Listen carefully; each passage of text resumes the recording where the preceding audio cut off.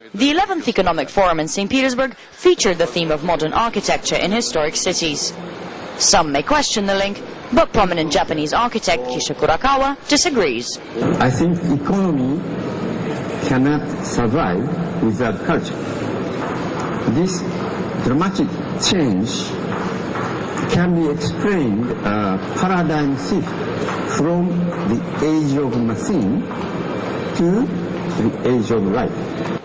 These men are responsible for some of the most well-known and ambitious architectural projects worldwide. But the integration of modern buildings into historic cities is still avidly questioned by many. And St. Petersburg is no exception. The Okhta Center, a new business and leisure development plan for the city, has split public opinion.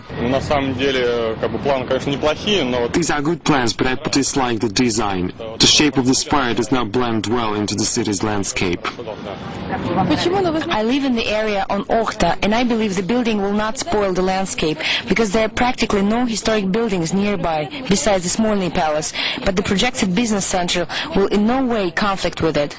Despite being only 304 years old, St. Petersburg wants to retain its architectural integrity. And one of its main aspects is the height limit for construction. No building in the city can be taller than 48 meters.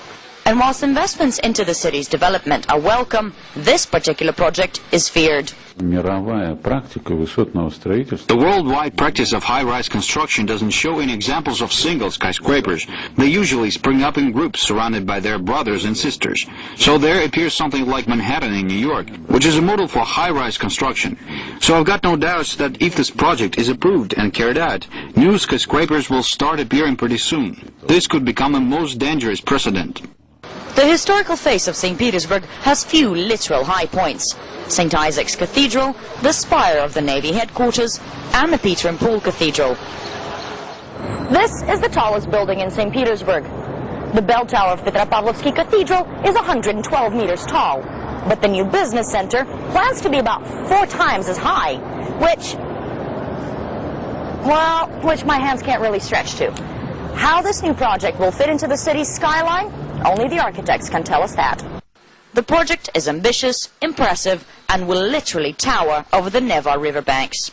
But the man who created it believes it will be a welcome addition to the heritage of St. Petersburg. And that was a symbolic place. It was a very important, historically important place. It was a place of Swedish fortress Landskrona. It was a place for Swedish fortress Nynäshamn, which was taken by Peter the Great, who defeated Swedish Empire and founded St. Petersburg. So this very place is a historical root of St. Petersburg. It's St. Petersburg, and it's important and very symbolic to have a skyscraper built here as a monument of St. Petersburg and as an obelisk and a very elegant glass needle which penetrates through the skyline.